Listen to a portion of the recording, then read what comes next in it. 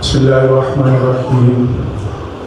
اللهم كن لوليك الحجة ابن الحسن صلواتك عليه وعلى آبائه في هذه الساعة وفي كل ساعة وليا وحافظا وقائدا وناصرا ودليلا وعينا حتى تسكنه أرزك طوعا وتمتعه فيها طويلا برحمتك ورحمتك يا أرحم الراحمين. صلوات عليه وسلم.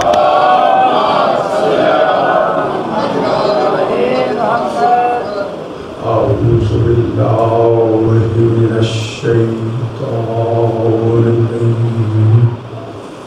الرجيم. بسم الله الرحمن الرحيم. الحمد لله رب العالمين والعاقبة للمتقين والصلاة والسلام على خاتم الأنبياء والمرسلين أبي القاسم محمد صلى الله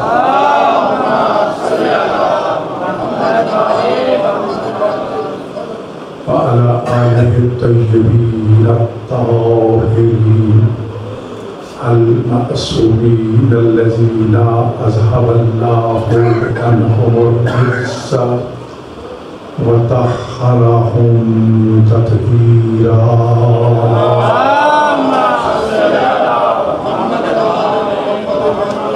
ولعنة الله على أعدائهم أجمعين ملعونين من يوم عداوتهم إلى يوم الدين وبعد يوم الدين. أما بعد فقد قال الله سبحانه وتعالى في كلامه الأعلى. بسم الله الرحمن الرحيم. إنما وليكم الله ورسوله والذين آمنوا الذين يقيمون الصلاة ويؤتون الزكاة وهم راكعون. الصلوات. وقال أمير المؤمنين علي بن أبي طالب عليه السلام: لا تخلق الأرض من حجته. صلوات عليه.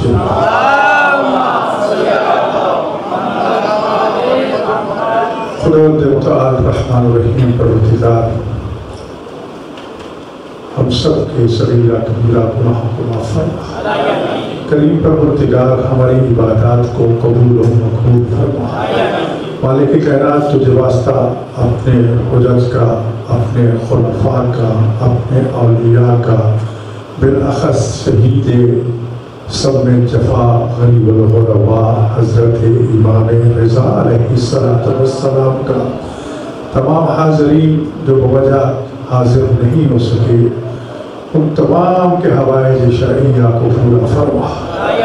اس سمے تم سب کو صحت کاملہ عاجلہ عطا فرما. مرحومین کے درجات کو بلند فرما. اس دور پرفتن میں مومنین کو ظالموں کے شر سے محفوظ فرما. تمام مظلوموں کو ظالموں کے شر سے رہائی عطا فرما. حجت دوران بقیت الاعظم امام زمان علیہ السلام کے ظہور کو نور میں تعجیل فرما اور ہم سب کو امام زمان علیہ السلام کے آبان و انصار میں معشوق فرما. روز قیامت صدیقہ کبریٰ فی العالمین سیدہ طیبہ طاہرہ زہرا سلام اللہ علیہا کی ہم سب کو شفاعت نصیب فرما. ربنا تقبل منا انك انت السميع العليم بحق محمد واهل بيته الطاهرين. صلوات پڑھیے.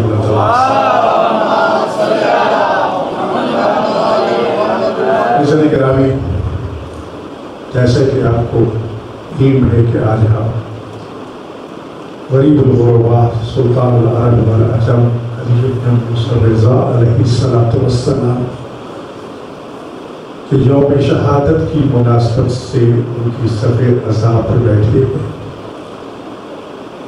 تاکہ خانوادہ رسالت کے ایک فرد کی خدمت میں خاص طور پر حجت دوران وارث کائنات امام زمان علیہ السلام اور سیدہ طیبہ طاہرہ زہرا سلام اللہ علیہا کے والد بزرگوار کی خدمت میں تعزیت پیش کر سکیں۔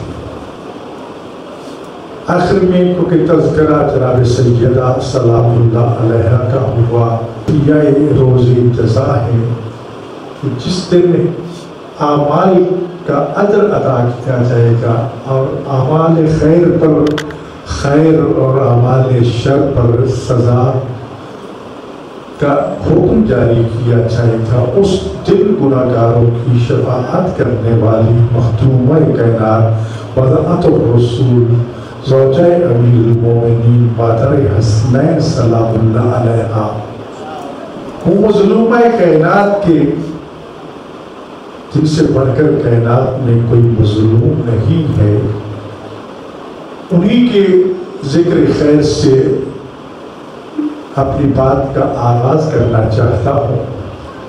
جس حجت خدا بقیت الاعظم امام رضا علیہ السلام کی صفِ شہادت پہ ہم بیٹھے ہیں، مجلس عزا میں بیٹھے ہیں، اس بات کو ذہن میں رکھ لیجئے۔ عزیزان گرامی، جملے چھوٹے ہوتے ہیں، کبھی بات اشاروں میں ہوتی ہے، کبھی نام لے کر ہوتی ہے، کبھی بڑی وضاحت کے ساتھ کرتی جاتی ہے۔ اب یہ ہم پہ ہے کہ ہم کتنی توجہ سے اس کلام کے مفہوم کو سمجھتے ہیں۔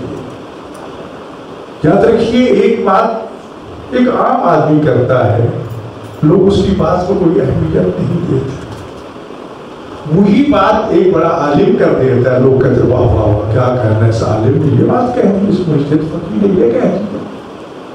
وہی بات اگر امام معصوم کی زبان سے نکلے تو انسان کہتا ہے فرمانے معصوم ہے بھائی، اس سے بڑھ کر اور حجت کیا سکتا جو ہے نا بھائی جی، اور اگر وہی بات جو ہے وہ رسول خدا صلی اللہ علیہ وآلہ وسلم فرما دے تو پھر تو کوئی حجت ہی باقی نہیں رہتی، اور اگر وہی بات اللہ کی طرف سے ہو تو وہ قرآن کے سانچے میں ڈھل کے آ جاتی ہے، جس کو جھٹلانے کسی میں جرأت ہی نہیں۔ تو جو ہے نا بھائی، گویا کہ متکلم کے بدلنے کے ساتھ کلام کا وزن بدل جاتا ہے، جیسے جیسے بیان کرنے والی کی شخصیت بڑھتی جاتی ہے ویسے ویسے انہی کلمات کو اتنی طاقت مل جاتی ہے کہ پھر انسان کو کسی اور دلیل اور حجت کی ضرورت نہیں رہتی۔ میری بات سمجھ آ رہی ہے جی؟ تو میں بھی ایک بات آپ کی خدمت میں عرض کرنا چاہتا ہوں اس مظلومہ کائنات کے حوالے سے۔ جو کچھ اللہ نے فرمایا آیت تطہیر کی صورت میں یا آیت سخا کی صورت میں، وہ اپنی جگہ پر ہے، قرآن کا تو کوئی مقابل نہیں ہے۔ جو کچھ رسول خدا صلی اللہ علیہ وآلہ وسلم نے فرمایا وہ حدیث کے سانچے میں ڈھل کے آیا، اس کا بھی کوئی مقابل نہیں۔ لیکن کچھ باتیں رسول اکرم صلی اللہ علیہ وآلہ وسلم کی حیات مبارکہ میں آپ کی زبان نبوت اور عصمت سے بیان ہوئی ہیں،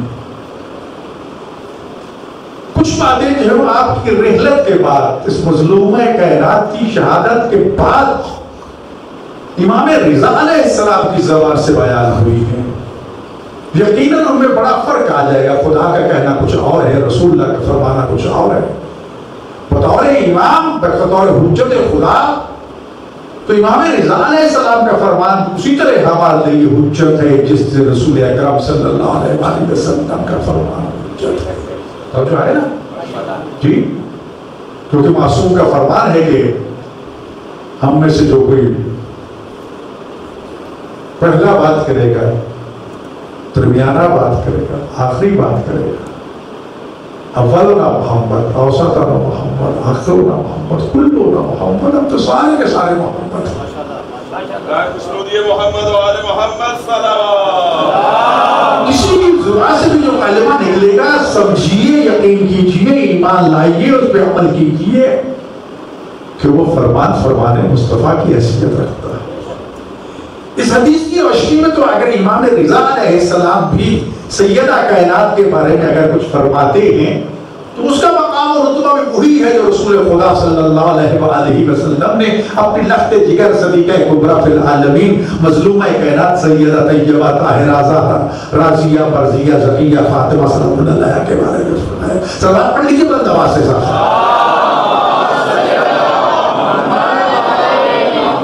لیکن زمانے اور زمانے بدلنے سے حالات بدل جاتے ہیں، واقعات بدل جاتے ہیں، لوگوں کے ذہنوں میں کچھ چیزیں جو گرد آلود ہو جاتی ہیں، اس سے مٹی ہٹتی ہے تو وہ چہرہ، وہ بات، وہ گفتگو، وہ فرمان اسی طرح نورانی بن کے، بلکہ تھا بھی نورانی، اور اس پہ پڑھنے والا گر جب ہٹا تو اصل نور سامنے آ گیا۔ کہنے کو تو وہی بات ہے جو رسول اکرم صلی اللہ علیہ وآلہ وسلم نے فرمائی تھی، لیکن وقت گزرنے کے ساتھ ساتھ ظالم حکمرانوں نے زہرا سلام اللہ علیہ کی مظلومیت پہ پردہ ڈال دیا، اسے چھپانے کی کوشش کی، لہذا دلوں میں باتیں جو ہے بسا ہو کر بیٹھ جاتی ہیں اور ایسا ایسا اس گھر کے نیچے دب جاتا ہے۔ جو ہے نا بات سمجھ آ رہی سب گھر کے نیچے دب جاتی ہیں اور سمجھتے ہیں شاید ٹھیک ہے کوئی بات ہوئی ہوگی۔ اسی لیے تو ہر روز ائمہ اہل بیت علیہ السلام کے فضائل کو بھی بیان کرتے ہیں، وصائف کو بھی بیان کرتے ہیں، تاکہ ان کی نہ مظلومیت چھپے، نہ اللہ ان کو جو عظمت عطا فرمائی ہے وہ لوگوں سے پوشیدہ رہے۔ زمانہ پوری کوشش کرتا ہے کہ ان کے فضائل پہ مٹی ڈال دے، زمانہ پوری کوشش کرتا ہے کہ ان کے مسائل کو چھپا دیا جائے، ان کی مظلومیت کو چھپا دیا جائے، ان کے مخالفات کو، ان کے احتجاجات کو چھپا دیا جائے، اور ایسا ماحول پیش کر دیا جائے کہ گویا کچھ ہوا ہی نہیں تھا۔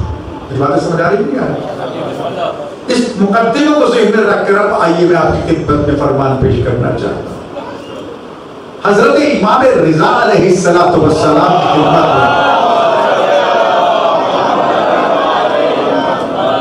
ایک شخص حاضر ہو، اے فرزند زہرا، جناب سیدہ طیبہ طاہرہ کی جدہ مظلومہ کے بارے میں کچھ لوگوں نے باتیں ایسی یہ باتیں کہی تھی، آپ ان کے بارے میں کیا فرماتے ہیں؟ نام نہیں لیا، جو اس سے لیا ہوگا امام نے نہیں، تو جو ہے نا، تو جب یہ سوال کیا گیا تو اس نے تو سمجھا کہ شاید امام اس وقت ولی عہد ہیں، حکمران ہیں، اقتدار میں بیٹھے ہیں، اقتدار کی خاطر بات کو ٹال دیں گے، اس کو چھپا دیں گے، اس کو بیان نہیں کریں گے، لیکن نہیں، تو امام نے ایک ایسا انداز اپنایا۔ توجہ چاہتا ہوں، ایک فرض سے میں توجہ چاہتا ہوں کہ امام کے جملوں کی طرف توجہ دیجئے کہ امام نے کس طرح حقائق کو بیان بھی کر دیا اور دشمن کے شر سے بچ گئے۔ ہاں، ہماری اماں زہرا سلام اللہ علیہ، ان کے زمانے میں دو لوگ تھے جن سے وہ آخری دم تک راضی نہیں ہوئی تھی۔ میری بات سمجھ آئی؟ امام نے کیا فرمایا؟ دو شخص تھے، دو لوگ تھے جن پر ہماری جدہ، ہماری اماں صدیقہ کبریٰ مظلومہ کائنات جناب فاطمہ زہرا سلام اللہ علیہا راضی نہیں ہوئی تھی، اور اسی ناراضگی کی حالت میں اس دنیا سے چلی گئی تھی۔ تب سمجھ آئے گی نہیں؟ جی، یہاں اس بات کو مزید کھولنے کے لیے بیعت کر دیتا ہوں۔ جب اصول فقہ پڑھاتے ہیں طالب علموں کو، اجتہاد کی کتاب ہے کہ ہم نے دلائل کیسے اخذ کرنے ہیں، فقہی احکام کس طرح حاصل کرنے ہیں، امام اور معصوم کے فرمان سے نتیجہ کیسے لینا ہے، تو وہاں ایک منطوق، یعنی جو انسان کی زبان سے بات نکلتی ہے نطق، اس کو منطوق کہتے ہیں۔ ایک جو اس منطوق سے، ان لفظوں سے سننے والا سمجھتا ہے، اس کو مفہوم کہتے ہیں۔ تو جو ہے کہ نہیں؟ یہی بیٹھے ہی نہیں غائب ہو گئے۔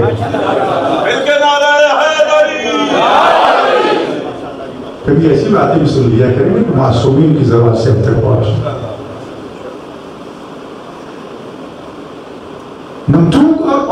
لفظ یاد رکھیے، آپ کو حدیث میں کئی جگہ ان اصطلاحوں سے واسطہ پڑے گا۔ منطوق سے کہتے ہیں، ذرا بولیے صاحب، اونچا کہہ کے بولو لا بہنے، واہ واہ کیا کرنا، کتنی بلندی، بلے بلے بلے بلے، آسمان ہے کیا ہے۔ صلوات پڑھ لیجیے بلند آواز ہے۔ منطوق جو میں آپ کے سامنے لفظ بول رہا ہوں، نطق کر رہا ہوں جی، لفظ عربی زبان میں کہتے ہیں کسی چیز کو پھینکنا۔ لفظ کے معنی کیا ہے؟ کسی چیز کو پھینکنا، یعنی میری زبان سے جو آواز باہر نکلی گویا کہ میں نے لفظ تو یعنی میں پھینک دی، اب جو چیز میرے منہ سے باہر نکل گئی ہے اب وہ واپس نہیں آئے گی۔ بس سمجھ آ گئی ہے؟ تو ایک ہے لفظ جو نکل گیا بس تیر کی طرح نکل گیا، اب اس کا واپس لوٹ کے آنا ناممکن ہے۔ بات سمجھ آ رہی ہے جی؟ ایک اس کا مفہوم ہے، لفظ کچھ بولا جاتا ہے، معنی کچھ سمجھا جاتا۔ مثال کے طور پر آپ کے لیے آسان مثال لے کے آتا ہوں۔ خیبر کے دن رسول اللہ نے اعلان فرمایا کہ میرے اصحاب کل میں اسے علم دوں گا جو مرد ہوگا، رجولا کرارن پڑھ پڑھ کے حملہ کرنے والا ہوگا، غیر فرارن بھاگنے والا، اب تو بول پڑو، بھاگنے والا نہیں ہوگا، اللہ اور اللہ کے رسول سے محبت کرتا ہوگا۔ یہ تو ہر کوئی دعویٰ کرتا ہے مجھے اللہ سے بھی پیار ہے، اللہ کے رسول سے بھی پیار ہے، لیکن کمال پیار محبت تو یہ ہے، فرمایا اللہ اور اللہ کا رسول اس سے محبت کرتا ہوگا۔ تو یک طرفہ محبت سے بات نہیں بنتی تب تک طرفین سے محبت نہ ہوا، سمجھ آ رہی ہے نا؟ اللہ اس کے ہاتھ پہ فتح عطا فرمائے گا، جو ہے یہ تو وہ لفظ تھے جو زبان رسالت سے نطق ہوئے، بیان ہوئے، سامنے آ گئے۔ سمجھ آ رہی ہے نا؟ اب ذرا اس کے مفہوم کی طرف چلیے، کیا فرمایا کہ کل میں اسے علم دوں گا جو رجلن مرد ہوگا۔ مفہوم کیا نکلا؟ جن کو آج تک جیا جاتا رہا ہے ان میں گویا کہ وہ مردانگی والی بات نہ تھی۔ بیٹھے بیٹھے ہو نا سارے جی؟ رجلن کرارا، اوپر پڑھ کے حملے کرنے والا ہوگا۔ جن سے مفہوم کیا نکلا جی؟ کہ گویا کہ آج تک جو جاتے رہے ہیں وہ پڑھ پڑھ کے حملہ کرنے والے نہیں تھے بلکہ پڑھ پڑھ کے واپس بھاگنے والے ہیں۔ مفہوم ہے، لفظ نہیں ہے، وہ منطوق ہے، مفہوم بات سمجھ آ رہی ہے؟ اللہ اس کے ہاتھ پہ فتح دے کہ ان کے ہاتھ پر فتح نہیں تھی۔ تو ایک نطق ہے، ایک مفہوم ہے۔ اب آئیے فرمانے امام رضا علیہ السلام کی طرف توجہ چاہتا ہوں کہ صدیقہ کبریٰ فی العالمین مخدومہ کائنات کا تذکرہ میں نے کیا کہ امام رضا علیہ السلام سے آپ کے بارے میں جب پوچھا گیا تو آپ نے فرمایا ہاں، کہتے ہیں کہ دو لوگ تھے کہ جن سے ہماری اماں آخری سانس تک راضی نہیں رہی اور ناراضگی کی حالت میں چلی گئی۔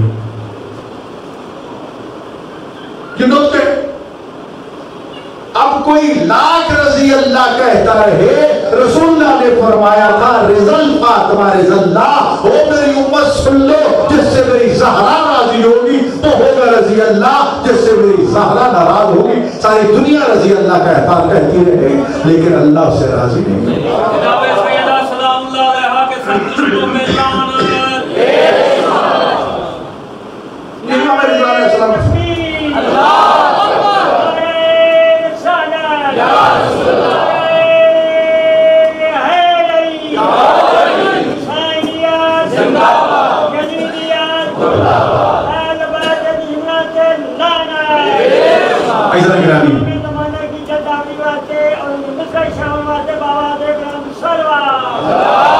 ہم سوچتے ہیں کہ نماز قبول ہوئی یا نہیں، خدا نے اصول بتا دیا کہ نماز پڑھنے والا اگر یہ دیکھے کہ اس نے برائی اور فحاشی کو چھوڑ دیا ہے، کیونکہ قرآن فرماتا ہے ان الصلاۃ تنہی عن الفحشاء والمنکر، نماز جب وہ انسان کو برائی اور بے حیائی سے روکتی ہے، نماز پڑھتے ہو برائی بے حیائی رک جاتی ہے، اس سے باز آ جاتے ہو تو سمجھ لینا تمہاری نماز قبول ہے۔ لیکن یاد رکھنا نوجوانوں، امام رضا علیہ صادق علیہ السلام کی خدمت میں شخص حاضر ہوا، عرض کیا مولا نماز بھی پڑھتا ہوں، برائی بھی کرتا ہوں، بے حیائی بھی کرتا ہوں، آپ نے فرمایا نماز پڑھتے رہو پڑھتے رہو، بالآخر یہ علاج ایک دن کارگر ثابت ہوگا اور تم اللہ کی نافرمانی اور گناہوں سے بچ جاؤ گے۔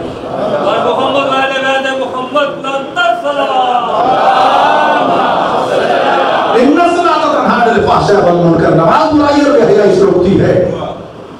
روزہ کیوں فرض کیا گیا؟ لعلکم تتقون، اور فرض بھی کیا گیا یا ایھا الذین آمنوا، مومنین پر۔ تو جھگڑا بھائیو، کبھی اس بات پہ خوش نہ ہوا کرو کہ ہم جی مومن ہیں، ہم جی مومن ہیں، ہم جی مومن۔ خدا کا شکر ہے کہ ہمارے دلوں میں ولایت محمد اور ولایت معصومین موجود ہے، ہم ایمان کے اس نبوی قیمتی موتی سے منور ہیں۔ لیکن یاد رکھیے قرآن کیا کہہ رہا ہے؟ یا ایھا الذین آمنوا، آمین۔ اب سمجھ آ رہے کہ نہیں آ رہے؟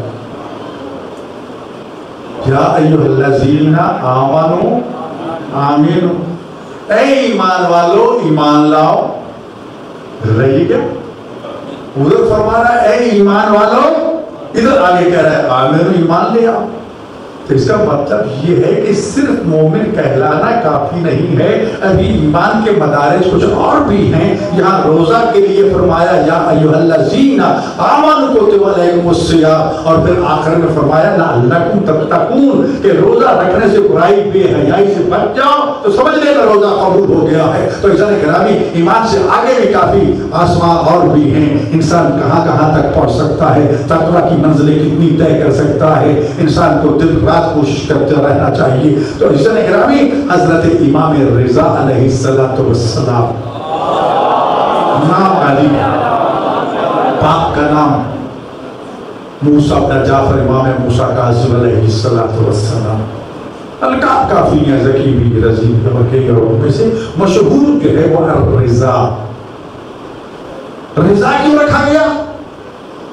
روایت میں موجود ہے کہ کائنات میں جتنی مخلوق موجود تھی، خواہ وہ آپ کے دشمن تھے، خواہ آپ کے وہ دوست تھے، سبھی آپ سے راضی رہتے تھے۔ کسی نے کہا کہ جی کئی لوگ تو آپ کے دشمن ہیں، یہ تو مامون رشید نے آپ کو لقب دیا تھا۔ تو نے فرمایا غلط، خدا کی طرف سے مجھے عطا ہوئی، ساری مخلوق مجھ سے راضی، اس لیے کہ میں ساری مخلوق کے خدا کی خیر کے لیے کوشش کرتا ہوں، ان کے نقصان کے لیے نہیں کرتا۔ سلطان العرب والعجم، یہ صرف عربوں کے بادشاہ سلطان نہیں ہیں، عرب والوں کے بھی بادشاہ ہیں، عجم والے کے بھی بادشاہ ہیں۔ گویا کہ پوری کائنات کا دائرہ جہاں جہاں تک ہے، امام رضا علیہ السلام ارض و سما میں جتنی مخلوقات موجود ہیں ان سب کے سلطان اور بادشاہ ہیں۔ لیکن غریب الغرباء کی اصطلاح جو ہے، غریب عام طور پر عربی زبان میں مسافر کو کہتے ہیں۔ سفر تو امام نے کیا، امام موسیٰ کاظم علیہ السلام بغداد میں شہید ہوئے، امام حسن عسکری علیہ السلام سامرا میں شہید ہوئے، لیکن اگر مسافت کے اعتبار سے مدینہ سے ان مقامات کو ماپا جائے تو سب سے مدینہ سے دور جو شخصیت شہید ہوئی وہ امام رضا علیہ السلام۔ اس لیے غریب الغرباء یعنی مسافروں کے مسافر، یہی نام کی امام رضا علیہ السلام آج فیلانے میں گئے، مقام عصمت پہ فائز، ان کی امامت کی نص ایک تو قرآن کی آیت جو انما ولیوں کی صورت پہ میں نے پڑھی، اطیعوا اللہ واطیعوا الرسول کی صورت پہ بھی، اور کتنی آیات مجیدہ ہیں کہ جو ائمہ معصومین علیہ السلام کی امامت پر نص قطعی اور قرآنی حکم کی صورت میں موجود ہے۔ لہذا ان کو آپ امام مانتے ہیں تو خدا کے حکم سے، رسول اللہ کے حکم سے، دوسری دلیل قطعی یہ ہے کہ رسول خدا نے جابر ابن عبداللہ انصاری کے سوال پر یہ جواب دیا تھا جب پوچھا گیا کہ مولا ومن خلفاک من بعدک، آپ کے بعد آپ کے جانشین کون کون ہیں؟ تو آپ نے فرمایا تھا علی ہیں، ثم الحسن، ثم الحسین، ثم علی بن الحسین، ثم الباقر۔ یہاں پر آ کے رک کر فرمایا کہ جابر تمہیں باقر کی خدمت میں پہنچنے کا شرف حاصل ہوگا، جب باقر کی خدمت میں پہنچو تو میرے سلام پیش کرنا۔ اور جابر تیری حضرت کے کیا کہنے کہ رسول اللہ کے سلاموں کی امانت لے کر تم باقر آل محمد کی خدمت میں پہنچ رہا ہے؟ کتنے معصومین کی زیارت اور ان کی خدمت میں حاضری کا شرف رسول اللہ کے اصحابی، علی کے اصحابی، صدیقہ کبریٰ طیبہ طاہرہ جناب زہرا سلام اللہ علیہ کے ساتھ ہم کلام ہونے اور حدیث کے ساتھ جیسا ایک خزانہ ہم تک پہنچانے میں جن کا اہم کردار قیامت تک جاری و ساری رہے گا، وہ جابر جو حسن کے اصحابی، حسین کے اصحابی، زین العابدین کے اصحابی باقر آل محمد کی خدمت میں پہنچے، رسول اللہ کے سلام پہنچائے اور پھر مظلوم کربلا کی قبر اطہر کے سب سے پہلے زائر آج جتنے بھی آداب زیارت ہم دیکھتے ہیں ان میں سے اکثریت جو ہے حضرت جابر بن عبداللہ انصاری نے اپنائے تھے اور پھر معصومین نے ان کی تائید کر دی تھی۔ لہذا آج وہ ہمارے لیے حجت ہے، ہر زائر کو حکم ہوتا ہے کہ جب کربلا پہنچو تو روتی آنکھوں کے ساتھ پہنچو، جب کربلا پہنچو تو پھر فرات کے پانی سے غسل کرو، جب کربلا پہنچو تو پھر اچھے کھانے نہ کھاؤ، سادہ کھانے کھاؤ، اچھا فاخرہ لباس نہ پہنو، پاکیزہ لباس پہنو، حضور سے معطر کرو، روتی آنکھوں کے ساتھ کوشش کرو ننگے پاؤں غریب الغرباء کی خدمت، امام حسین کی خدمت سے پہنچے جا کر سلام پیش کرو۔ امام محمد تقی علیہ السلام ارشاد فرماتے ہیں کہ اے ہماری محبت سے اپنے دلوں کو منور کرنے والوں، جب بھی میرے بابا بزرگوار امام رضا علیہ السلام کی زیارت کے لیے جاؤ نا، جس کے بارے میں رسول اللہ نے فرمایا تھا کہ ان قریب میرے جگر کا ایک ٹکڑا وادی خراسان میں دفن ہوگا، اور فرمایا کہ جس کسی نے بھی عالم غربت میں ان کی زیارت کی واجبت لہ الجنہ، اس پر جنت واجب ہو جائے گی۔ تو ان پر جنت ہے۔ امام محمد تقی علیہ السلام نے ارشاد فرمایا ہو میرے بابا کے ظاہر ہو، جب بھی جاؤ چھوٹے چھوٹے قدم اٹھا کے جاؤ، چھلانگے لگاتے ہوئے نہ جاؤ، چھوٹے چھوٹے بڑے آرام و سکون سے۔ فرمایا اس لیے کہ جو کوئی بھی میرے بابا کی زیارت کے لیے جاتا ہے، اللہ اسے قدم اٹھانے پر عمرے کا ثواب اور قدم رکھنے پر حج کا ثواب عطا کرتا ہے۔ صلوات پڑھ لیجیے بلند آواز سے مولا۔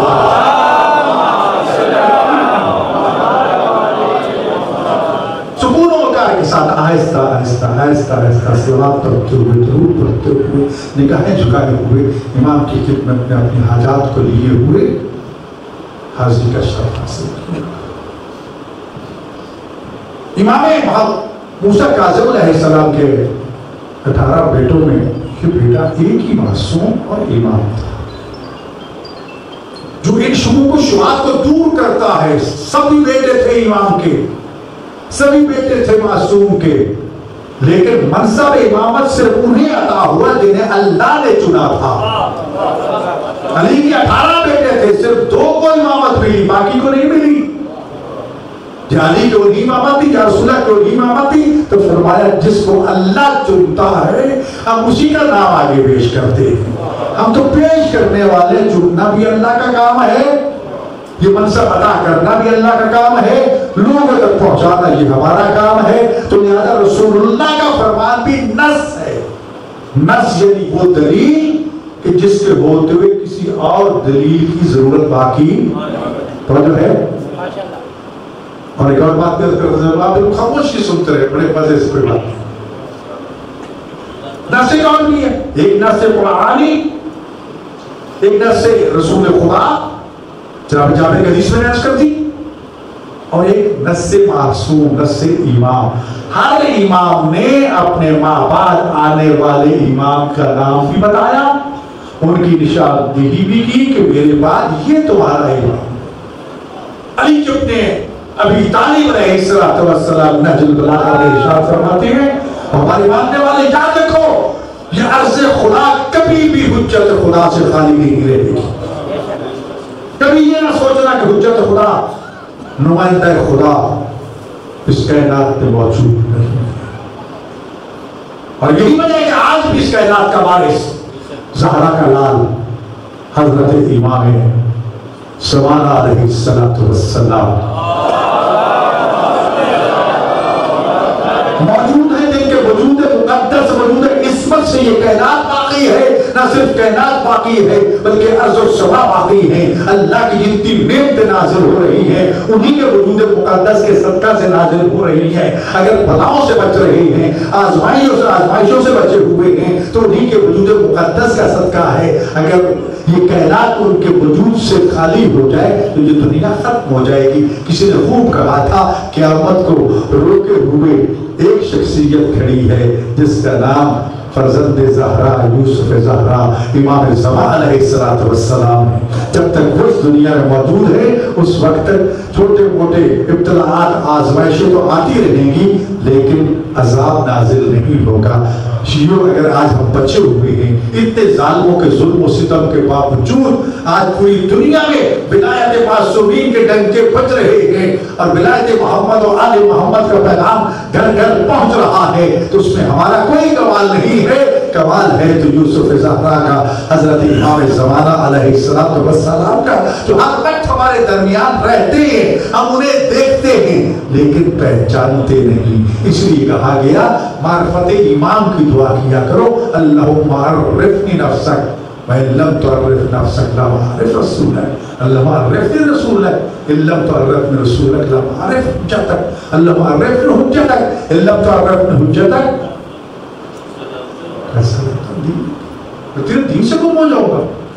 یہی وجہ ہے روایت جو موجود ہے کہ حج کے موقع پر امام موجود ہوتے ہیں، طواف میں موجود ہوتے ہیں، کربلا پہ اربعین میں موجود ہوتے ہیں، ہر شب جمعہ کربلا میں امام موجود ہوتے ہیں. ہم ان کو دیکھتے بھی ہیں، ان کے چہرے کی زیارت بھی کرتے ہیں لیکن ان کو پہچان نہیں پاتے. اس لیے کہا گیا کہ معرفت امام کی دعا کیا کرو. اللہ نہ صرف امام زمانہ کو صحت و سلامتی کے ساتھ قائم فرما، انہیں اس سے ضروریت عطا فرما اور ہمیں ان کی معرفت عطا فرما.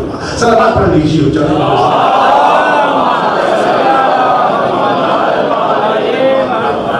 تھک تو نہیں گیا حضرت؟ آدھے سے زیادہ تو ابھی گئے ہیں، ان تو میرے ساتھ شروع ہوئی ہے. ایسا نگرانی امام رضا علیہ السلام کا یوم شہادت ہے. نجمہ خاتون آپ کی والدہ ماجدہ متینہ منورہ میں ہر دور میں چمکیلے، جھوٹے، دھوکہ دینے والے سیاسی نعرے دنیا کے سیاست مدار لگاتے آئے، لوگ دھوکہ کھاتے رہے. جو ہے جی آج بھی تو روٹی کپڑا اور مکان نعرہ تھا، لوگ دھڑا گئے. دوسری پارٹی کے اس کو بھی اور نعرہ لگا دیا، تیسرے اس کو بھی اور لگا دیا. انسان دھوکہ کھاتا گیا اور ان کے ساتھ کھڑا ہو گیا. ایسے نعرے تاریخ سے بھرے پڑے ہیں. تاریخ ایسے نعروں سے بھری پڑی ہے. سب سے پہلے تو امام علی ابن ابی طالب علیہ السلام کے زمانے میں خوارج نے نعرہ لگایا تھا، لا حکم الا للہ. سوائے اللہ کے حکم کے ہمیں کوئی حکم نہیں چاہیے. لوگ دھوکہ کھا رہے تھے. بات تو ٹھیک کر رہے ہیں علی، آپ کیا کہتے ہیں؟ آپ نے فرمایا تھا کلمہ تو آخر بات ہو جائے، لفظ تو ٹھیک ہے لیکن ان کی مراد غلط ہے. ان کی مراد یہ نہ ہمیں علی چاہیے نہ معاویہ چاہیے، ہمیں تو اللہ کا حکم چاہیے. تو یہ لفظ کہہ کے گویا دونوں کی نفی کر رہے ہیں. اور جس کے ایمان سے علی نکل گیا اس کے پلے باقی رہتا ہی کیا ہے؟ جی ارے جس کے ایمان میں کلے ایمان موجود نہ ہو اس کے پاس ہے کیا، بچا کیا ہے؟ تو امام نے فرمایا کہ لفظ تو ٹھیک ہے، لفظ سے دھوکہ نہ کھانا. ایک مرتبہ جہاں ہمارے شریعت بل چل رہا تھا، بڑے زور و شور سے ویسے دل سے جلوس گاؤں میں مولویوں کے یہاں بڑے بڑے کانفرنس ہیں. ایک میٹنگ میں ایک دن میٹنگ سے پہلے ہمارے اصحاب، ہمارے ساتھیوں کے چند بزرگوار بڑے بڑے نام تھے اپنے زمانے کے، وہ اس طرح اپنی عوام ٹوپیاں اتار کے یہ ہم تیرے پاؤں میں رکھ لیں. آپ کو جناب زہرا کی چادر کا واسطہ، آپ سمجھ رہے ہو؟ ذرا جا کے سننا والوں خاص طور آپ کو جناب زہرا کی چادر کا واسطہ، ہم تیرے باپ سے بڑے ہیں، یہ ہم نے اپنی ٹوپیاں ہوا میں تیرے قدموں پر رکھ دیے ہیں، اور یہ ہاتھ باندھ کے کہتے ہیں کہ آپ اس شریعت بالکل تسلیم کریں۔ اب ذرا سوچیے اپنے دلوں میں کہ آپ کے سامنے جناب زہرا کی چادر رکھ دی جائے، کوئی کتنا ہی ذلیل گناہ کار خطا کار شیعہ ہوگا سب نہیں اٹھا سکے گا، لیکن معصوم نے فرمایا دشمن کی چال کو سمجھو، تو میں نے ایک ہی لفظ کہا، آپ بے شک میرے باپ سے بڑے، آپ بزرگ، آپ یہ امامہ اٹھائیں نہیں، آپ سر پہ رکھیں، آپ کی عزت تقریب کرتا ہوں، لیکن میری صرف ایک شرط مانتا ہوں۔ وہ کیا ہے؟ جس زہرا کی چادر کا تم نے مجھے واسطہ دیا ہے، اسی زہرا کی سنت کو اس شریعت بل میں شامل کر لو، میں آنکھیں بند کر کے دست کر دیتا ہوں۔ آپ نہیں سمجھے؟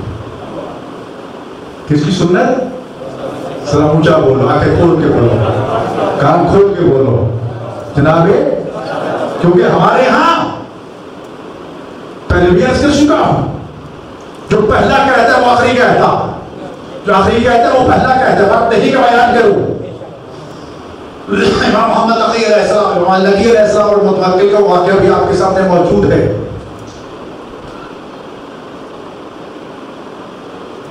جس طرح رسول اللہ کا قول و فعل اور عمل سنت ہے، اسی طرح صدیقہ کبریٰ طیبہ طاہرہ راضیہ فرضیہ جناب زہرا سلام اللہ علیہا کا عمل قول فعل یہ بھی اسی طرح حجت اور سنت ہے، اور اس طرح باقی معصومین کا قول و فعل اور عمل جو ہے سنت ہے۔ جب میں نے یہ کہا نا جناب زہرا کی سنت کو شامل کر لو، کیونکہ ان کو میں نے بتا دیا کہ ہمارے یہاں سنت کی تعریف قول معصوم، فعل معصوم، تقریر معصوم ہے، یعنی 14 معصومین میں سے کوئی معصوم عمل کر دے وہ ہمارے لیے سنت اور عین دین ہے، اگر کوئی حکم دے دے وہ ہمارے لیے سنت اور عین دین ہے، اور ان کے سامنے کوئی عمل کرے اور وہ منع نہ فرمائے وہ ہمارے لیے عین دین اور سنت ہے، اس پر ہمارے لیے عمل کرنا اسی طرح واجب ہے جس رسول اللہ کے فرمان پر عمل کرنا واجب ہے۔ یہ سن کے سب سن ہو گئے، کیا کہتا کر کے دیکھو انکار جی۔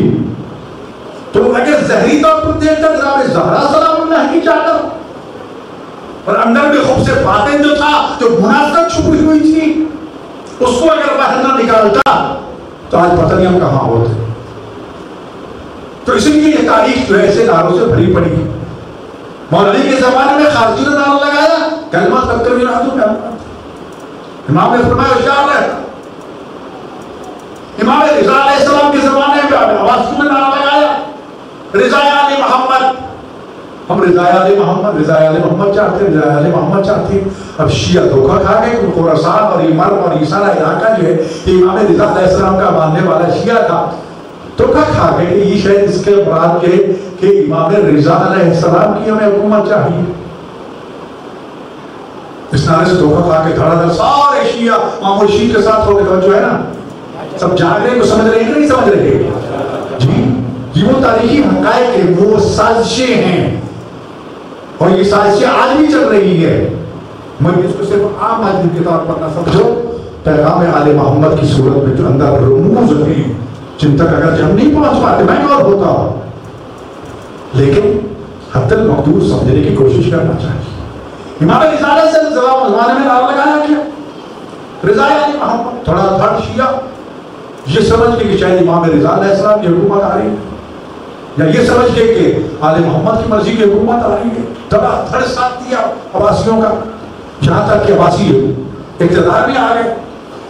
اور جب حکومت کی شروع ہوئی تو وضاحت کیا کہتے ہیں، رضا علی محمد سے مراد تو ہم ہیں، ہم بھی آل محمد ہیں جی، ہم بھی رسول اللہ کے چچا کے بیٹے ہیں، ہم عباسی ہیں اور ہاشمی، ہم مراد ہیں۔ لوگوں نے دھوکا کہ اچھا یہ تھا مقصد ان کا. اس کے بعد پھر بغاوتیں شروع ہوئیں، جلوس نکلے، گانے شروع ہوئے کہ آپ نے ہمیں دھوکا دیا ہے. اور اس دھوکے کے نتیجے میں پھر جب یہ حالات پیدا ہوئے تب مجبوراً حالات کو کنٹرول کرنے کے لیے امام الرشید نے امام رضا علیہ السلام کی خدمت میں ایک وفد بھیجا مدینہ منورہ کہ وہاں سے جا کے امام رضا علیہ السلام کو لے کر خراسان. سمجھو ہے جی، یہ وجہ بنی کہ ہم نے جو نعرہ دیا تھا پبلک نے، عوام نے کچھ اور سمجھا تھا، اب پبلک وہی چاہتی ہے جو اس نے سمجھا تھا. اب ان کو دینے کے لیے کریں کیا کا سوائے اس کے کوئی راستہ نہیں ہے کہ امام رضا علیہ السلام کو مدینہ سے بلایا جائے. اور یہ بھی ایک دھوکہ تھا. وفد پہنچا مدینہ منورہ، امام رضا علیہ السلام نے آنے سے انکار کر دیا. مجھے تمہیں ولی عہدی نہیں چاہیے، مجھے تمہاری قرار کی کوئی ضرورت نہیں. اس وقت ان پہ غیر تو نہ پھر وہ خفیہ پیغام پہنچایا، رضا اگر نہیں چلو گے نا ہم تمہیں قتل کریں گے.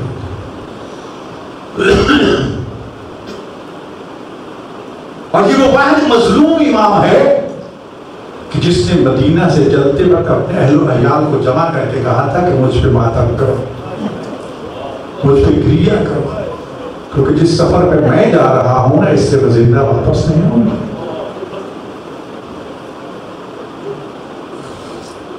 امام جانتے تھے کہ یہ موقع ہے کہ میں پیغام محمد و آل محمد و دین مبین کی اصلی تصویر کو لوگوں کے سامنے پیش کروں. اس لیے چل پڑے، اہل خانہ کو الوداع کرتے، مختلف منزلیں طے کرتے کرتے کرتے کرتے کئی معجزات جن کے بارے میں آپ نے پہلے ہی بتا دیا تھا کہ اس سفر میں گرم کپڑے ساتھ رکھے. کہ گرم کپڑے خیر تو ہے، اتنا گرم آؤ عراق تھوڑا سا گرم علاقہ، گرمی ہے، سردی کہاں سے آئی. جنہوں نے رکھ لی ہے بچ رہے، جنہوں نے نہیں رکھی. راستے میں ایک ایسی وادی آئی، اتنی سخت سردی پڑی کہ لوگ ٹھٹر ٹھٹر کے مر گئے. اور یہ بھی جواب تھا امام سے پوچھا گیا کس نے کہ مولا یہ جو کہا گیا کہ زمین کا کوئی ٹکڑا خالی نہیں ہوگا جہاں پر کوئی انسان دفن نہیں ہوگا، کیا یہاں بھی کوئی دفن ہوگا؟ فرمایا تھا یہاں بھی دفن. اس وادی میں کون آئے گا، کدھر سے کوئی آئے گا؟ انہی میں سے کتنے لوگ وہاں دفن ہوگا. امام حالات بتاتے رہے. سفر کرتے کرتے مختلف شہروں سے ہوتے ہوئے آپ خراسان پہنچے. خراسان کا کیپٹل تھا نیشاپور. نیشاپور میں آپ کا اتنا استقبال ہوا، اتنا بڑا استقبال ہوا کہ تاریخ گواہ ہے کہ اس وقت تک کسی بھی شخصیت کا اتنا بڑا استقبال نہیں ہوا جتنا امام رضا علیہ السلام کا. میں استقبال کرنے والی صرف عوام نہیں تھی، کوئی 65,000 کے قریب تو اس میں علماء فقہاء محدثین تھے، جن میں سے روایت میں موجود ہے تقریباً 13,000 یا کچھ زیادہ ایسے محدث تھے کہ جنہوں نے امام سے درخواست کی تھی، اے فرزند رسول، اے فرزند زہرا، ہم چاہتے ہیں کہ آپ کی زبان امامت و عصمت سے کچھ ایسی احادیث سنیں کہ جو آپ تک آپ کے جد امجد رسول اکرم اور باقی اجداد طاہرین کی زبان عصمت سے پہنچے. یہ سنہری قلم سے، سونے کے پانی سے لکھنے والے محدثین کی تعداد 13,500 سے زیادہ بیان کی گئی ہے. امام نے یہاں پر 2 فرمان عرض کیے تھے، توجہ چاہتا. سب سے پہلا فرمان تو یہ ارشاد فرمایا، سنو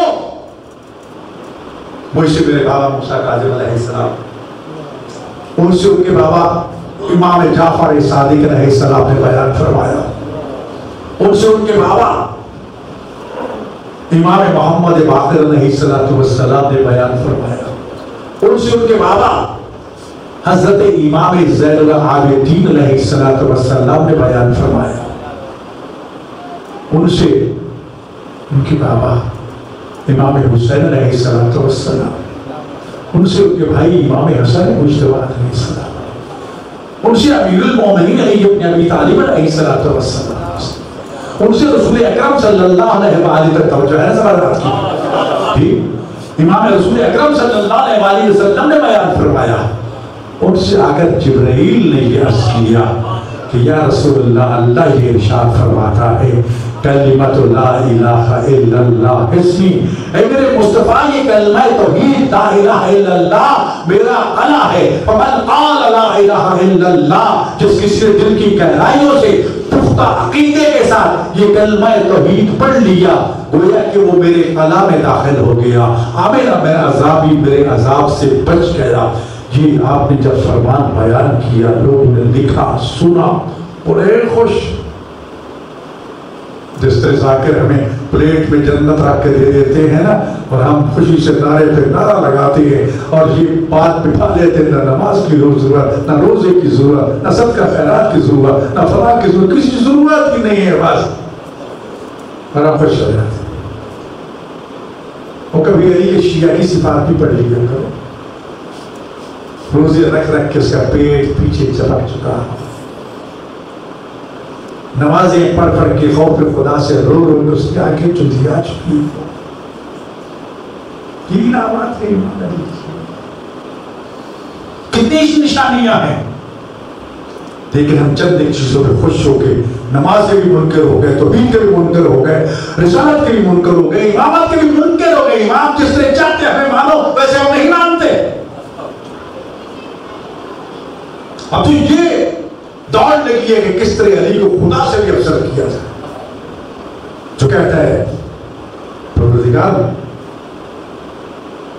میں خوش ہوں، جیسا مجھے رب چاہیے تھا تو مجھے مل گیا، مجھے ویسے اپنا آپ بنا دے جیسا تو چاہتا ہے. جو 19 رمضان کی سورہ کو مخاطب کر کے کہتا ہے میرے اللہ جس طرح تیری عبادت کرنے کا حق تھا علی ادا نہیں کر سکتا. جب مسلح عبادت پہ اس طرح تڑپتا تھا کہ صدیقہ کبریٰ کی خدمت میں جب ایک صحابی آپ کی اس کیفیت کو لے کے پہنچا اور یہ خدشہ ظاہر کیا کہ ہو سکتا ہے میرے جانے سے پہلے علی دنیا سے جا چکے ہوں، تو سیدہ فرماتی ہے تو نے تو آج پہلی مرتبہ علی کو خوف خدا سے تڑپتے ہوئے دیکھا ہے، میں تو ہر رات کتنی مرتبہ علی کو خوف خدا سے بےہوش ہوتا دیکھتی. یعنی ہے ایک میدان خندق میں جب علی مرحب کے عبدالمت کے کٹے ہوئے سر کو لے کے ذرا فخر سے چلے تھے، لوگوں کے دل چلنے لگ گئے تھے، کہنے لگ گئے تھے کہ یا سو دیکھو نا علی کس طرح اکڑ کے چل رہا، کتنے تکبر سے چل رہا ہے. تو رسول نے کیا فرمایا تھا، میرے اصحاب علی کی عزت و انکساری کو دیکھنا تو مسلح عبادت پہ دیکھا کرو، یہ میدان جنگ کا یہ دشمن کے سامنے ہے، اس کی عاجزی کو دیکھنا تو مسلح پہ دیکھو. لیکن ہمیں کیا کچھ بنا دیا کیا، آج دشمن ہمیں پکی مہر لگا کے کافر ثابت کر رہا ہے انہی لوگوں کی حرکات کی وجہ سے. اور ہم خاموشی سے نعرے لگا کے سمجھتے ہیں کہ جنت مل گئی اور دین کا حق ادا ہو گیا. خدا نے آپ کو عقل نہیں دیا، شعور نہیں دیا، آنکھیں نہیں دی، زبان نہیں دیے، ہاتھ نہیں دیے. آپ کھڑے ہو کر روک کیوں نہیں سکتے ایسے لوگوں کو جو دین کا مذاق اڑا رہے ہیں؟ قرآن سورہ مدثر میں فرمایا جو دین کا مذاق اڑائے گا اور اسے کہ عمل جہنم میں جائے گا، اس کے جہنم کی ایک دلیل یہ ہے کہ خود ہی وہ اعتراف کر کے کہیں گے کہ ہم دین کا مذاق اڑانے والوں کے ساتھ مذاق اڑایا کرتے تھے، نمازیں نہیں پڑھتے تھے، غریبوں مسکینوں کو کھانا نہیں کھلاتے تھے.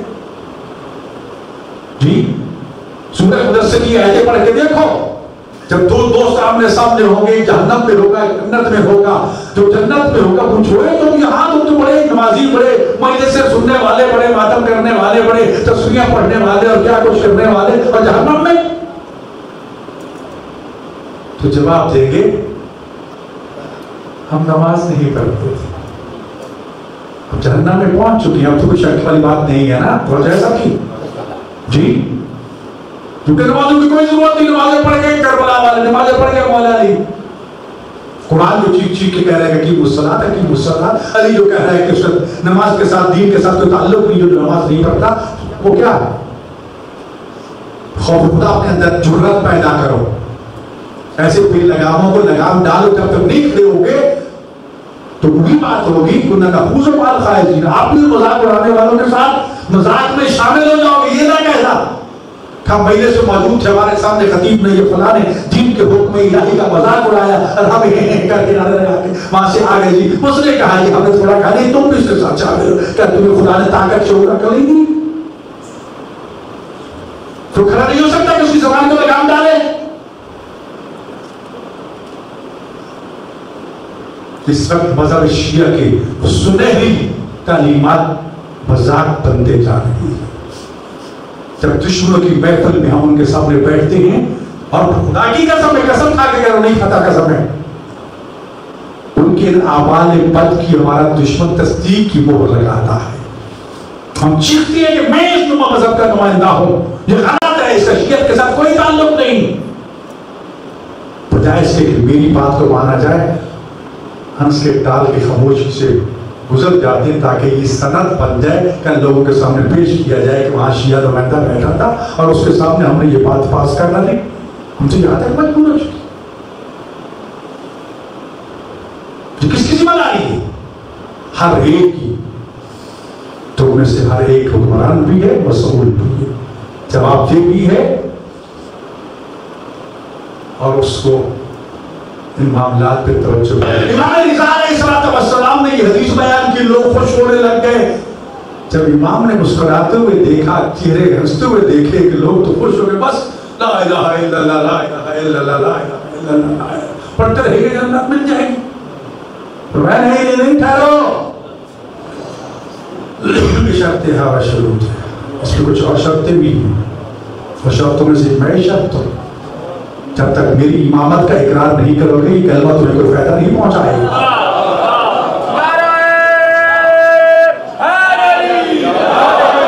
پھر دوسری حدیث بیان فرمائی، اسی سلسلہ سند کے ساتھ، یہ سلسلہ سند یعنی جن افراد شخصیات کا نام لیا گیا ہے عربی زبان میں، علم حدیث میں اس کو سلسلہ کلام کہا جاتا ہے یا ان کو راویوں کے نام کہا جاتے ہیں. اس سلسلہ روایت کو بیان کرنے والوں کے بارے میں امام احمد ابن حنبل جو مکتب اہل حدیث کے امام سمجھے جاتے ہیں، ان کا یہ قول ہے اگر ان اسماء کو اور اس حدیث کو تعویذ بنا کے لکھ کے مریض کے گلے میں ڈال دیا جائے تو سوائے موت کے ہر مرض کا علاج اس پہ موجود ہے. ٹھیک. دوسری حدیث میں وہ اسی میرے بابا موسیٰ کاظم علیہ السلام، ان سے امام صادق علیہ السلام، ان سے باقر علیہ محمد، ان سے زین العابدین، ان سے باقر علیہ حسین ابن علی، ان سے حسن ابن علی، ان سے علی ابن ابی طالب، ان سے رسول خدا سے جبرائیل نے آ کے یہ بتایا یا رسول اللہ، اللہ یہ ارشاد فرماتا ہے ولایت علی ابن ابی طالب خصنی، کہ علی ابن ابی طالب کی محبت اور ولایت میرا قلعہ ہے، جو کوئی اس قلعہ ولایت میں داخل ہو گیا میرے عذاب سے بچ گیا. یہ دو حدیثیں بیان فرمائی تو جو ہے. اس کے بعد چہرہ انور سے نقاب ہٹا کے فرمایا جب تک ہماری امامت پہ یقین نہیں رکھو گے نہ تمہیں توحید فائدہ دے گی نہ رسالت. لیکن میں ایک سوال کیا کرتا ہوں یا امام رضا علیہ السلام، کیا آپ کو پاس یہی دو حدیثیں آتی تھی؟ اور وہ یہ شاید جواب سے ملے کہ ہمارے امام نے ان دو حدیثوں میں پورے کا پورا دین بتا دیا تھا. کیونکہ دین کا آغاز کوہ ابو قبیس پر کھڑے ہو کر رسول اکرم صلی اللہ علیہ وسلم نے جو اعلان فرمایا تھا یا ایھا الناس قولوا لا الہ الا اللہ تفلحوا، لوگو کلمہ توحید کا اقرار کر لو کامیاب ہو جاؤ گے، فلاح پا جاؤ گے. یہ دین کا پہلا کلمہ تھا، یہ دین کا پہلا پیغام تھا، یہ توحید کا پیغام تھا. یہ پیغام دیا جس سے دین شروع ہوا اور پھر بیان چلتے رہے، خطبے ہوتے رہے، بیان ہوتے رہے، اعمال آتے رہے، یہاں تک کہ دین لمحہ بہ لمحہ آگے بڑھتا رہا، اس کے احکام بیان ہوتے رہے. آخر وہ منزل آ پہنچی، میدان ہے غدیر خم کا، موقع ہے حجۃ الوداع کا. رسول خدا 1,40,000 ساتھیوں کو حج کروا کے خرامہ مکہ کو خدا حافظ کہہ کے، کعبے کو خدا حافظ کہہ کے اپنے اپنے اوطان کی طرف، وطنوں کی طرف کافلوں کو لے کر جب غدیر خم پر پہنچے، خم بستی کا نام ہے، غدیر تالاب کو کہتے ہیں، اس تالاب پہ پہنچے، اس صحرا میں واقع تھا جسے غدیر خم کہا جاتا تھا. اعلان فرما دیا، خدا کا حکم آیا، یا ایھا الرسول بلغ ما انزل الیک من ربک وان لم تفعل فما بلغت رسالتہ. اے میرے حبیب، جو کچھ تم تک پہنچایا گیا ہے اس لوگوں تک ابلاغ کر، تم کو پہنچا دو. اور یاد رکھو اگر یہ پیغام نہ پہنچا تو دین مکمل نہیں، رسالت مکمل نہیں ہوگی. صدقان حی علی خیر العمل کی صدا بلند کرو. ابھی سب کفانی حی علی خیر العمل کی صدا بلند کرو. ان صحابیوں کی زبان سے یہ کلمہ حی علی خیر العمل کی صدا میدان غدیر میں گونجنے لگی. توجہ ہے سب کی. اور پھر وہاں سے یہ آواز بلند ہوئی، اب علی والوں کی اذانوں میں قیامت تک یہ پیغام پہنچتا رہے گا. دنیا والوں اگر خیر عمل کو جاننا چاہتے ہو تو اور خیر عمل رسول دکھا رہے ہیں. اس خیر عمل کو یاد کر لو، قیامت تک وہی خیر عمل ہے. بڑھتے ہوئے قافلے رک کے واپس آئے، آنے والے رک کے پلانوں کے ممبر بنائے تھے. کرتی ہوئی دھوپ، رسول اللہ خطبہ دینا چاہتے تو محراب ممبر کو مدینہ سے چشمے زدوں میں منگوا سکتے تھے. اگر تخت بلقیس سلیمان کے حکم سے آ سکتا تھا تو تخت مدینہ تو کوئی دور نہیں تھا. لیکن ایسے تخت و تاج دنیا میں ہزاروں تھے. ایسا ممبر کائنات میں نہ پہلے کبھی بنا ہے نہ قیامت تک بنے گا. رسول ایسا ممبر بنا کے سامنے رکھنا چاہتے تھے کہ اگر بات بھول جائے تو ممبر کو یاد رکھ رہے ہیں. ممبر بھی بھول جائے تو موسم کو یاد رکھ لے. موسم کو بھول جائے تو پھر علی کے ہاتھ کو پکڑ کے دکھانا یاد رکھ لے. توجہ ہے. بہرے گونگے ہیں نہیں سن سکتے تو علی کا ہاتھ دیکھ لے کہ رسول کے ہاتھ میں ہر طریقہ سامنے رکھ دیا تاکہ یہ پیغام ولایت بھولنا نہ پڑے. شیخ مفید علیہ الرحمہ سے کسی نے یہ سوال کیا کہ آپ ہمیشہ کربلا کو کیوں بیان کرتے ہو؟ فرمایا اس لیے کہ ہم نے غدیر کو بیان کرنا چھوڑ دیا تھا. جب غدیر کا بیان جو 1,40,000 کے مجمع میں رسول اکرم نے بیان فرمایا تھا وہ لوگ بھول گئے تو کربلا تو صحرا میں ہوا تھا. چند پیاسوں کو قتل کیا تھا. چند عصمت کی پریوں کی چادروں کو لوٹا گیا تھا. کچھ کب تک بھول چکا ہوتا. اس لیے ہم کربلا کو ہر لمحہ بیان کرتے ہیں، ہر موقع پر بیان کرتے ہیں تاکہ نہ کربلا بھولے گی تو اسلام بھی باقی رہے گا، دین بھی باقی رہے گا. کربلا کو نہ بھول. جتنی بڑی قربانیاں دینا پڑے کربلا کو نہ بھولنا. توسط کو نہ چھوڑنا. اور جو ہے بھائی شاید اب تک کے درجات کو بلند آواز سے سلام.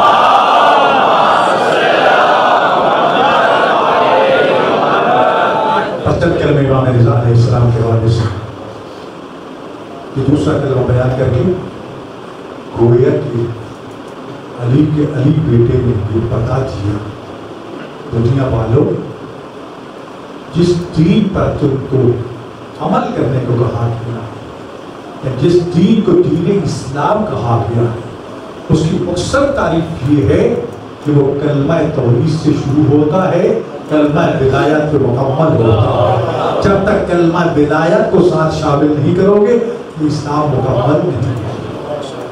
نعرہ حیدری یا علی یا علی یا علی مدد. امام قدم قدم پر یہ چیزیں نیچے پڑھ کر میرے سامنے آپ کے شخص مشرف ہوئے امام رضا علیہ السلام نقش پا جو وہاں پر چشمہ موجود ہے اس کے نشان ہے. اب انہوں نے مختلف صورتوں میں لوگوں تک پہنچا دیے. یہ نشان ہے قیامت تک پردہ کرے گا. نقش پا امامت नक्शे पर इमामत पे चलते रहोगे। अली ने फरमाया नाम से आगे बढ़ना, नाम से पीछे रहना, वगैरह हिलाक हो जाओगे। हमारे कदमों पे कदम रखते आना तो निजात की मंजिलें पालोगे।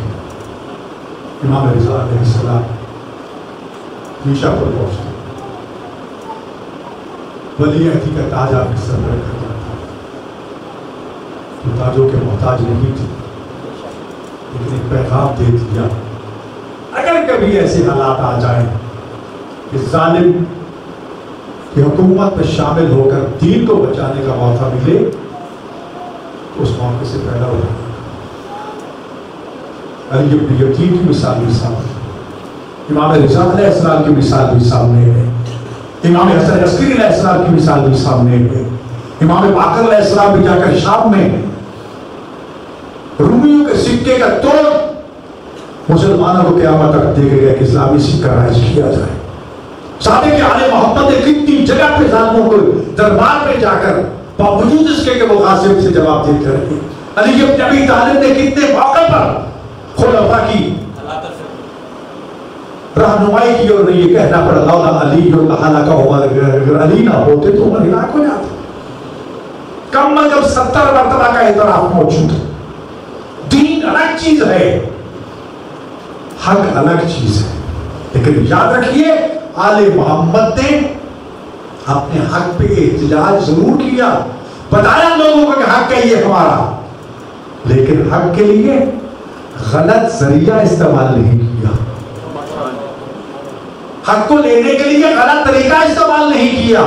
वरना बड़ा आसान था अली के लिए हक लेना। सकीफा बनी सादा में चले जाते, किसी की जरूरत थी कलीज से नजरअंदाज अली को करता नहीं। बाकी मकाम मैं नहीं करना चाहता हूं नहीं, लेकिन हक को लेने के लिए तरीका भी हक, ये छीन लो ये तो चीज हमारी है, ले लो भाई, नहीं नहीं नहीं, हक तरीके से हमारे से आपके नाम का सिक्का जारी किया गया, उसी सिक्के को लोग तबर्रक समझ के अपने पास अपने सामने के तौर पर रखते हैं। आज भी आपके हाँ ये है, जब भी सफर पे जाते हो गरीब और गुरबा के नाम का सिक्का अपने बाजू में बांध के ये इमाम ज़ामिन है। कैसे ये इमाम ज़ामिन बने? जब एक शिकारची ने एक हरन को शिकार कर लिया, उसने इमाम की खिदमत में दरखास्त की, तो मेरे बच्चे प्यासे भूखे, मुझे इजाजत दे दीजिए अपने बच्चों को दूध पिला के वापस आ गए। इमाम ने जमानत थी, शिकारची नहीं माना, कहा तू कौन है भाई? तब मैं जमानत देता हूं, अगर ये हिरन अपने बच्चों को दूध पिला के वापस ना आई तो मुझे काफी कर दे। इतना यकीन, वो तो वही जानते थे ना जो जमानत दे रहे थे कि खुदा ने मुझे मनसब क्या था किया। देखता है कि ये शख्स, ये जमानत, ये सिलसिला ठीक है, मुझे भेज दो इसको। हिरन चला गया, बच्चों को दूध पिलाया, बच्चों को साथ लिया, दौड़ तो इमाम की खिदमत में। अभी चंद लम्हे बाकी थे कि उसने खंजर निकाल लिया कि तुमने मेरे शिकार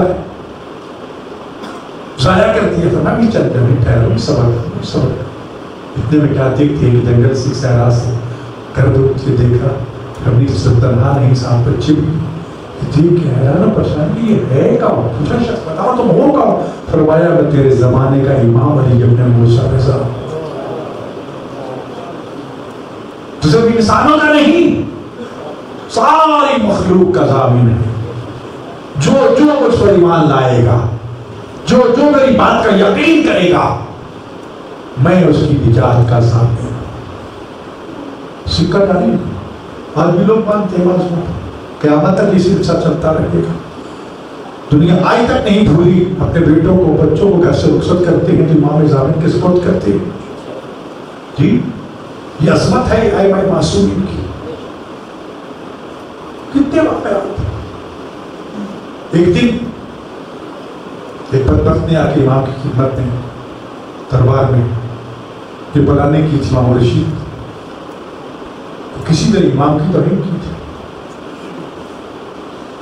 अभी पूरा वाक़या मुझे याद नहीं है। बैठे थे क्यों कहते कौन लोग आपके बारे में ये बातें करते हैं कि आप ये हैं, आप वो हैं, आप वो, बड़ी बड़ी बातें। मैंने तो कभी ऐसी बातें नहीं की। کہا مولا چھوڑیے ان کی باتوں کو، یہ دیکھو نا یہ سامنے. اچھا میں نے بھی اس کو دیکھا ہے، عام طور پر ہم ایک ہرن کی بات کرتے ہیں، ایک شیر کی بات کرتے ہیں. سامنے قالین تھا جس میں 2 تصویریں تھیں شیروں کی. کتنی تھیں؟ 2. سر جاگ رہے سارے؟ کہا کہ ہم تب مانیں گے کہ آپ ولی خدا ہیں، ان کو مجسم کرو، یہ مجھے چیر پھاڑ کے کھا جائے، ان کو واپس نہ کر.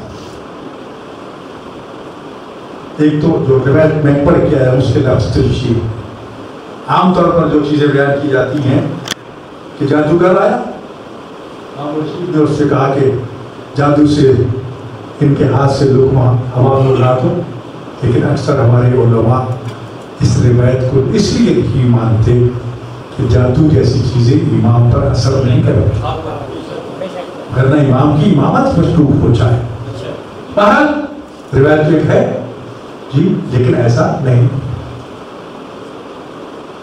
آپ نے اس کی طرف اگر اس واقعے کو دیکھا جائے، لقمہ اڑا، آپ نے ذرا گہری نگاہوں سے اس کو دیکھا، دوبارہ سے بار پھر آخر آپ اس کو نہیں دیکھتے، اس قالین کے دونوں شیروں کو مخاطب کر کے کرتے، اور وہ امام کا کلام ہے، وہ امام کی فرابین ہیں، وہ امام کے مناظرے ہیں زندگیوں کے ساتھ، کافروں کے ساتھ، مشرکوں کے ساتھ. ان معجزوں کو بھی پڑھا کرو، اس کلام کا بھی مطالعہ کیا کرو. محمود رشید کے لیے رسالہ اضافیہ لکھتے ہیں جس میں دنیا جہاں کی بیماریوں کا انتہائی معمولی علاج موجود ہے. ہم نے کبھی اس کو نہیں دیکھا. ان چیزوں کو بھی دیکھا کرو، امام کے کلام کو، امام کی تعلیمات کو. اور خیر معجزات پر نہیں ایسا کیا، یہ معجزات دیکھ کر محمود رشید کے دل میں بغض پہلے سے کہیں سے آتا تھا، اور اس پہ خیرات نے مختلف کوششیں شروع کی کہ جب تک علی ابن موسیٰ رضا کو راستے سے نہیں ہٹاؤں گا اس وقت تک میری اطاعت مکمل نہیں ہوگی. نماز عید کا موقع آ گیا، کہا کہ مولا اس دفعہ نماز کی جماعت آپ کرائیے تھا، آپ رہنے نہیں ہماری خواہش ہے. پھر آپ نے فرمایا میں ویسے عید پڑھاؤں گا جس طرح میرا نانا رسول اللہ پڑھایا. کہاں اس میں بہت بڑی بات ہے کہ ہم رسول اللہ کی نماز عید کی طرح نماز پڑھیں، اور مختلف جاسوسوں میں آپ کے دائیں میں لگا دیا کہ جہاں موقع ملے امام کو قتل کر دو. ہم تو نئے جوتے، نئے جناب کپڑے، یہ چیزیں خرید کے ماں باپ کو پتہ نہیں کہاں پہنچا دیتے ہیں. امام ننگے پاؤں چلے، جس راستے سے نکلے اس سے واپس نہیں آئے، واپس دوسرے سے آئے. نماز عید کا حکم بھی یہی ہے کہ جس راستے سے گھر سے آؤ اس سے واپس نہ جاؤ، دوسرے سے جاؤ، تاکہ آتے ہوئے ان مومنوں کو ملو، جاتے ہوئے ان کو ملو. ننگے پاؤں چل رہے، صلاۃ تکبیر اللہ اکبر، اللہ اکبر کی صلاۃ بلند ہوتی جا رہی ہے، ہر لمحہ ثنائے بڑھتی جا رہی ہے. پورا خراسان امام کے نقش قدم پہ صلاۃ تکبیر سے گونج رہا ہے. جاسوسوں نے خبر دی اگر علی ابن موسیٰ رضا اسی طرح صلاۃ تکبیر بلند کرتا ہوا عیدگاہ تک پہنچ گیا نا، تیرا تخت و تاج ختم ہو جائے گا. آپ کو دوران سفر قتل کرنے کی بڑی کوشش ناکام ہوئی. بالآخر امام کو جبر کے ذریعے مجبور کیا گیا کہ نہیں آپ واپس چلیں، حالات ٹھیک نہیں ہیں، آپ نماز نہیں پڑھائیں گے. امام واپس آ گئے. ایسا کئی طریقے اپنائے گئے اس امام مظلوم کو راستے سے ہٹانے کے لیے. کربلا کے بعد بالآخر ظالموں کے پاس ایک ہی ہتھیار تھا، خانوادہ عصمت طہارت کی پاکیزہ شخصیات کو راستے سے ہٹانے کے لیے وہ زہر تھا. اس بغیر تب اسی زہر کا سہارا دیا. امام کو دسترخوان پہ بلائے، انگور میں زہر ملا کے امام کے سامنے رکھے. امام تناول فرمائش، امام نے چند دانے جب تناول فرمائے تو لوگ کہتے ہیں اور کھانا فرمایا نہیں، بس تیرا مقصد حل ہو گیا.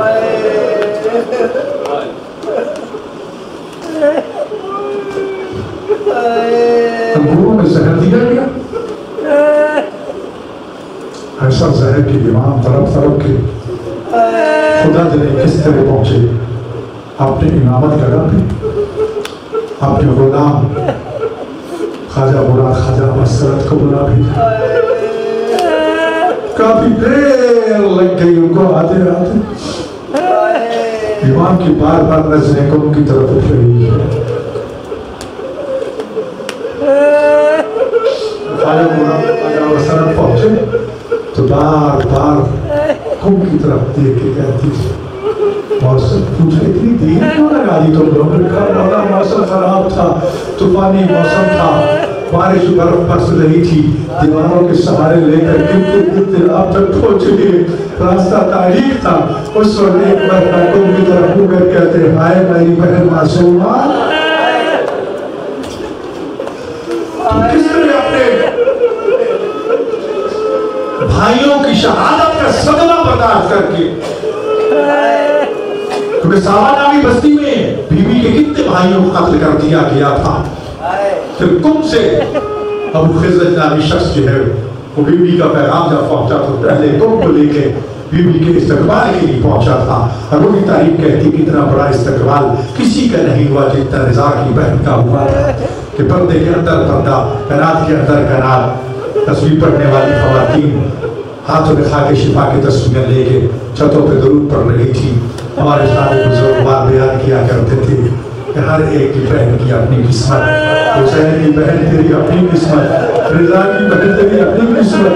दोनों इमाम की बेटियां थी, दोनों इमाम की बहनें थी, दोनों इमाम की पुत्रियां थी, दोनों इमाम की मोहब्बत में मदीना से निकली थी।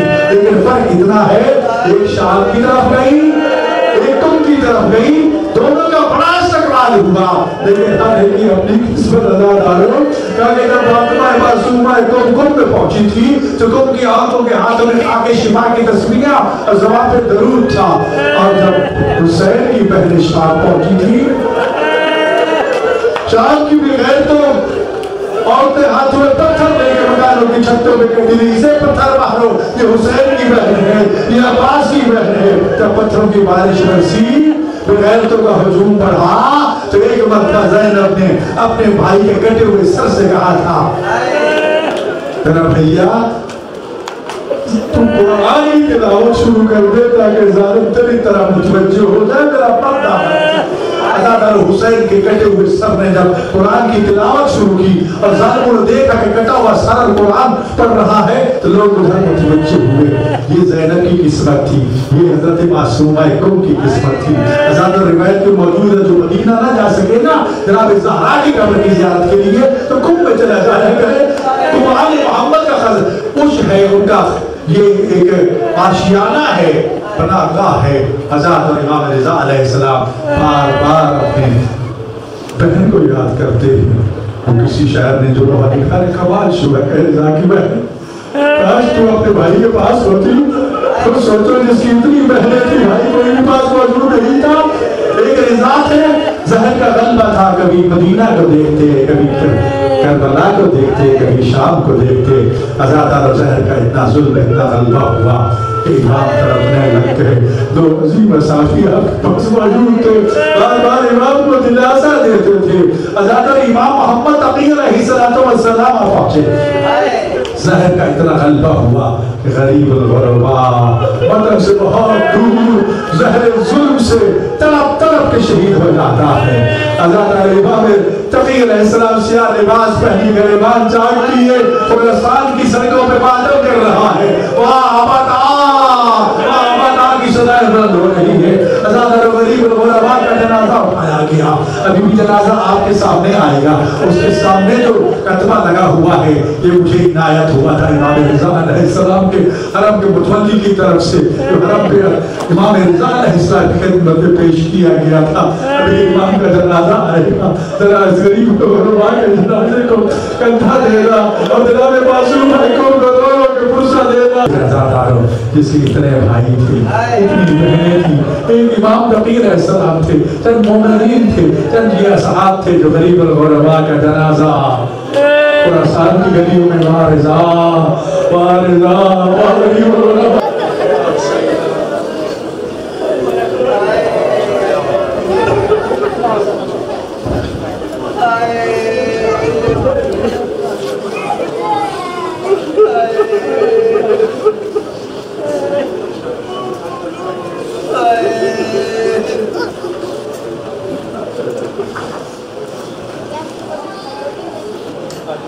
Amen.